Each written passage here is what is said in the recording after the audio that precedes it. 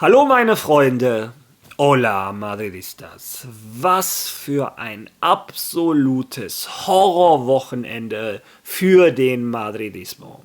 Nicht nur, dass wir von unserem kleinen Nachbarn von Atletico Madrid im Derby verprügelt werden, gedemütigt, bis auf die Knochen blamiert. Nein, als wenn das nicht schlimm genug wäre, verletzen sich auch zwei weitere Spieler in der Abwehr. Ausgerechnet dort, wo wir sowieso schon genügend Verletzungspech haben. Und die Verletzung von Dani Carvajal ist auch noch wesentlich schlimmer als angenommen. Real Madrid wird wochenlang ohne rechten Verteidiger spielen müssen. Ja, als wenn das alles auch noch nicht schlimm genug wäre, verliert Real Madrid auch noch den ersten Tabellenplatz in La Liga. Und es gibt den nächsten Rassismus-Skandal vor dem Wanda Metropolitano. Unglaublich. Ein Wochenende zum Vergessen. Ja, das Gute in der Welt des Fußballs ist, dass wir Madridistas aber nicht lange Zeit haben zu trauern. The show must go on. Die Liebe zu einem Fußballverein ist wie eine gute Ehe. In guten und in schlechten Zeiten muss man zusammenstehen, muss man seine Fußballmannschaft unterstützen. Und wir Madridistas kriegen sehr schnell da die nächste Möglichkeit, denn morgen spielt Real Madrid bereits in Calmati. Unsere Jungs sind bereits gelandet, bereiten sich heute mit ihrem Abschlusstraining auf das Spiel vor. Alles Wichtige zu diesem Spiel erfahrt ihr auch in dem Video. Und dann gehe ich auch auf einen Kommentar ein, der mir dutzende Male in den Kommentaren gestellt wurde. Ganz spezifisch, Mario, ich möchte deine Meinung wissen. Warum jubelt die Mannschaft nach dem Tor nicht mit Arda Güler? Gibt es einen Spalt in der Mannschaft? Gibt es Reibereien? Sind die Leute eifersüchtig? Muss Arda die Mannschaft verlassen? Etc. pp. Ja, und ich habe mich auf diesem Kanal noch nie vor irgendeinem Thema versteckt. Und das werde ich bei diesem Thema auch nicht tun. Also, meine Meinung dazu erfahrt ihr auch. Viel Spaß beim Video.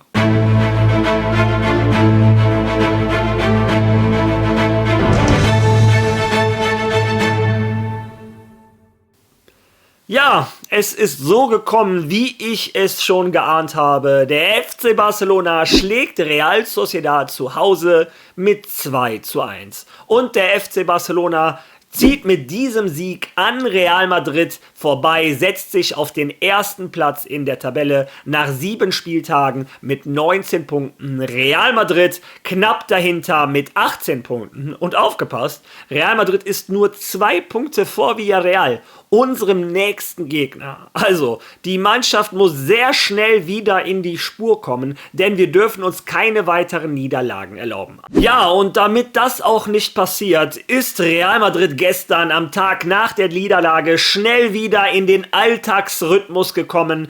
Parallel seht ihr das Training von gestern. Es fällt euch vielleicht auf, dass die Stammspieler, die gestern gestartet haben, nicht auf dem Platz sind. Das macht Real Madrid immer so. Diejenigen, die am Tag vorher gespielt haben, sind im Gym, sind im Fitnessstudio, erholen sich ein bisschen von dem schweren Spiel. Obwohl gelaufen sind sie ja nicht viel. Also eigentlich hätte ich mir da eine Reaktion von Xabi Alonso gewünscht, dass es gestern mal eine richtige Konditionseinheit gibt, so wie das früher bei uns immer gemacht wurde. Passiert natürlich bei einer Mannschaft wie Real Madrid nicht. Aber das war das einzige Training in Madrid vor dem wichtigen Spiel morgen in Khairat Almaty.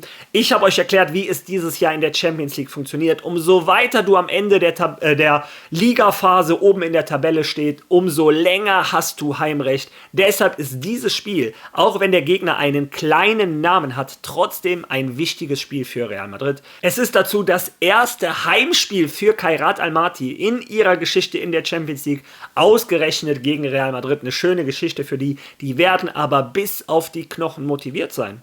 Und wir haben gegen Atletico Madrid gesehen, dass das gegen uns eigentlich schon reichen kann. Naja, hoffen wir mal, dass unsere Jungs diesmal ihre Lektion gelernt haben und dagegenhalten. Ja, ich habe parallel die Bilder laufen lassen, wie unsere Jungs sich gestern nach dem Training, gab es ein gemeinschaftliches Mannschaftsessen. Nach dem Mannschaftsessen, wie ihr seht, ging es zum Bus, zum Flieger. Der Flug dauerte 9, 10, 11 Stunden, irgendwas da in der Art. Die Jungs sind aber schon sicher und gut in Almaty gelandet. Und heute wird der Tag weitergehen. Heute hat Xabi Alonso seine Pressekonferenz Ortszeit 17:15 Uhr Hier in Europa, Deutschland, Madrid etc., Deutschland, Madrid, Deutschland, Spanien etc., sind wir 3 Stunden vorher. Das heißt, die Pressekonferenz von Xabi Alonso ist heute um 14:15 Uhr. Direkt im Anschluss um 15 Uhr ist das Abschlusstraining heute von Real Madrid. Die können sich heute genau einmal vorbereiten auf das Spiel von morgen. Ist schon verrückt, was da alles passiert. Ja, ich zeige euch jetzt auch die Kaderliste für das Spiel.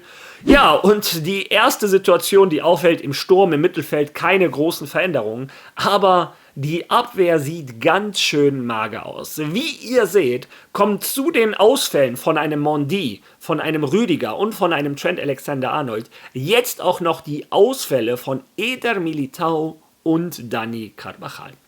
Was da passiert ist.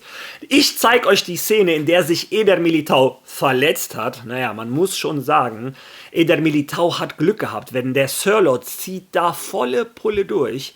Und Eder Militão kann wirklich von Glück reden, denn das einzige Spiel, was der Brasilianer verpasst, ist das Champions League Spiel in Almaty. Es ist quasi nur eine Prellung. Nach 2-3 Tagen sollte sich der Fuß erholt haben und am Wochenende gegen Villarreal steht Militão wieder in der Innenverteidigung. Naja, da hatten wir Glück. Wo wir kein Glück hatten, ist die Situation von Dani Carvajal. Ja. Und eins möchte ich von Anfang an sagen. Ich habe, glaube ich, gestern in meinem Video sehr klargestellt, dass die Niederlage absolut gar nichts mit dem Schiedsrichter zu tun hatte. Das ist nicht so ganz richtig. Hätte der Schiedsrichter seinen Job gemacht, hätte Real Madrid vielleicht einen Unentschieden geholt oder das Spiel gewonnen. Aber ich als Madrid-Fan möchte nicht so gewinnen, weil die Gegner zu 10 sind. Ich meine, die haben eine rote Karte ganz klar verdient. Ich zeige euch nochmal das Foul von Nico González. Und ich zeige euch auch den Knöchel, den Unterschenkel von Dani Carvajal. Schaut euch das mal an. Wie kann im Jahr 2025, wo wir ein VAR haben, so etwas keine rote Karte sein? Das war übrigens direkt nach dem 2:1 durch Arda Güler. Das heißt, Real Madrid wäre 2:1 vorne gewesen und Atletico Madrid den nächsten Schlag auf den Nacken. Nico González hätte rot sehen müssen.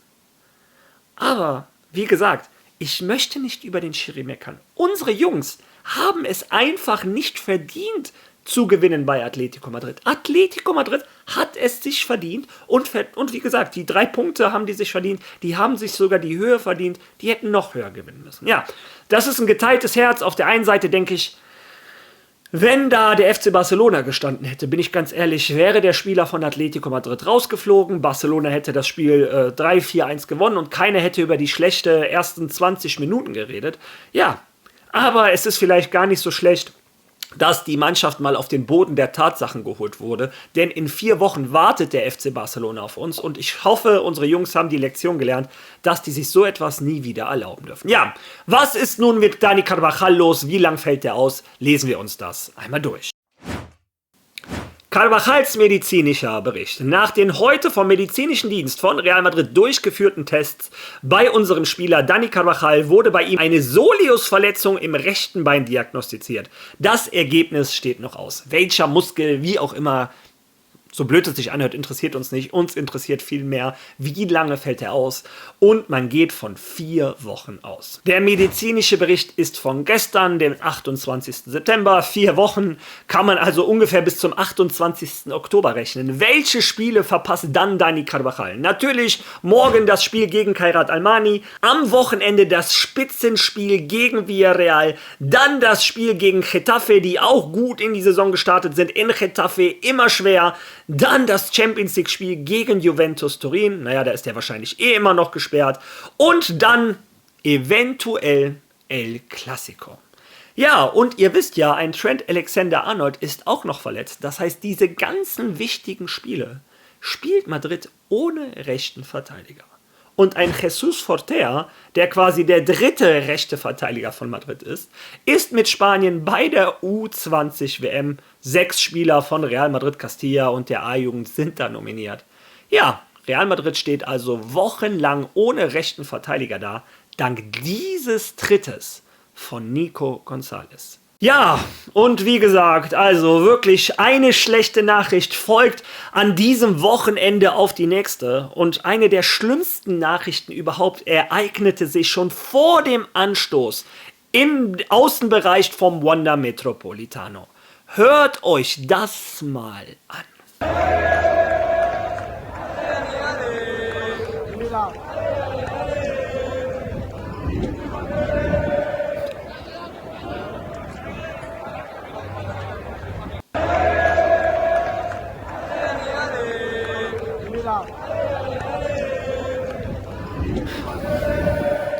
Ale, ale, ale, Vinicius, ich möchte es nicht mal aussprechen.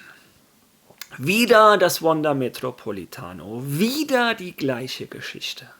Aber dann müssen wir uns von dem Simeone anhören, es ist ja normal, dass man mal auf Fans draufgeht, wenn die einen die ganze Zeit beleidigen.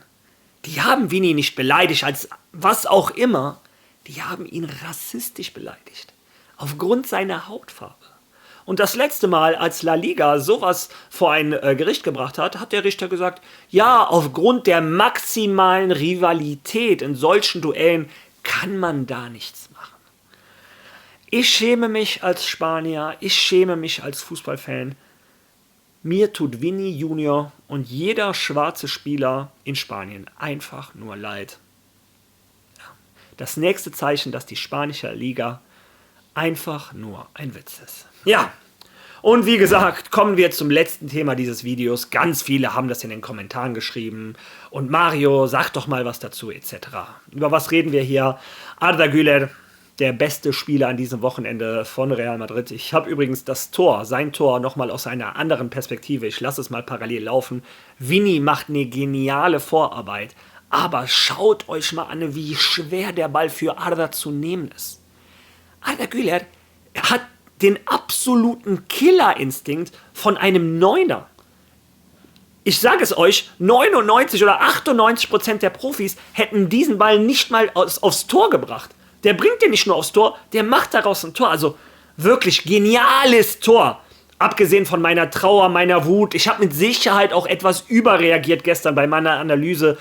Bin ich ganz ehrlich, vielleicht war ich unfair zu dem einen oder anderen Spieler. Ich war einfach noch zu wütend. Vielleicht war ich zu unfair zu einem Dienhausen und einem Carreras. Ja, die hatten einen rabenschwarzen Tag.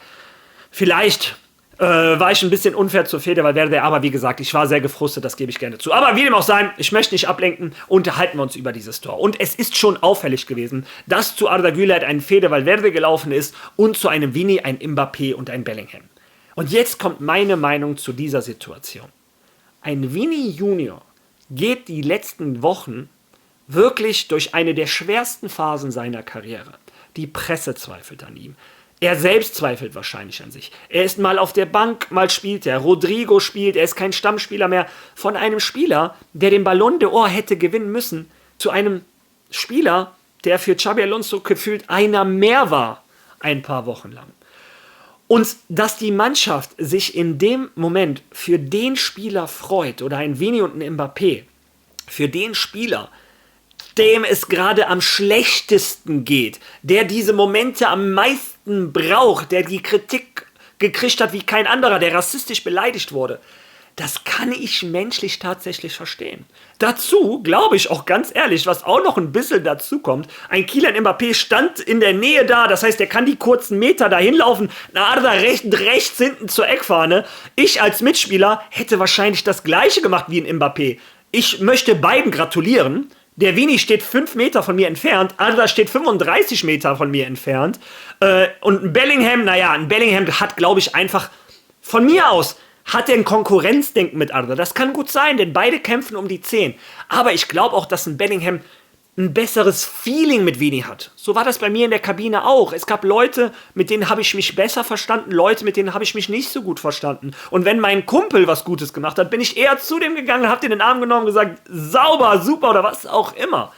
Also ich glaube, das ist so eine Mischung von allem. Ein Mbappé stand direkt da, ein Bellingham hat da ein besseres Gefühl. Ein Vini kann das auch wirklich gebrauchen. Wie gesagt, vor allem nach den rassistischen Beleidigungen und durch den Horrorwochen, die er gerade durchlebt. Aber das Wichtigste ist, alle drei das scheint irgendwie keiner gesehen zu haben, gehen danach zu Arda Güler und nehmen ihn einzeln in den Arm. Ein Bellingham als Erster, ein Vini ganz besonders und ein Kylian Mbappé auch. Und ich glaube, wir brauchen nicht diskutieren, dass zwischen Kylian Mbappé und Arda Güler sowieso ein spezielles Feeling ist.